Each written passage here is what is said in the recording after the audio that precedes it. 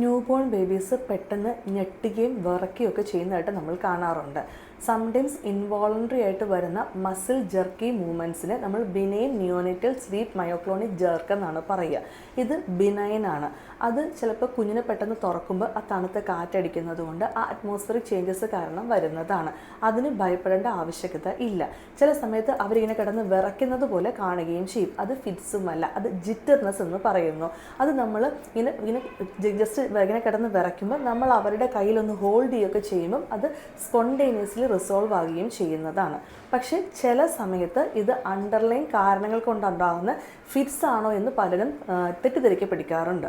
അപ്പോൾ നമ്മുടെ ശരീരത്തിൽ ഉണ്ടാകുന്ന ഇലക്ട്രോലൈറ്റ്സിൻ്റെ ഇംബാലൻസ് കൊണ്ട് ഹൈപ്പോ കാൽഷ്യമia, ഹൈപ്പോ മാഗ്നീഷ്യമia, അതോടൊപ്പം തന്നെ ഷുഗർ കുറഞ്ഞു പോകുന്നത് കൊണ്ടും ചിലപ്പോൾ ഇങ്ങനെ വരാൻ സാധ്യതയുണ്ട്. അപ്പോൾ അബ്നോർമൽ ആയിട്ടുള്ള മൂവ്മെൻറ്റ്സ്, പേഴ്സിസ്റ്റൻ്റ് ആയിട്ടുള്ള മൂവ്മെൻറ്റ്സ്, കണ്ണ് മുകളിലോട്ട് പോകുന്നു, കുഞ്ഞിന് ബോധം മറിഞ്ഞു പോകുന്നത് പോലെ തോന്നുന്നു, ആക്ടിവിറ്റി കുറവ് തോന്നുന്നു, അബ്നോർമൽ ലക്ഷണങ്ങൾ ഉണ്ടെങ്കിൽ മാത്രം നമ്മൾ ഭയപ്പെട്ടാൽ മതി.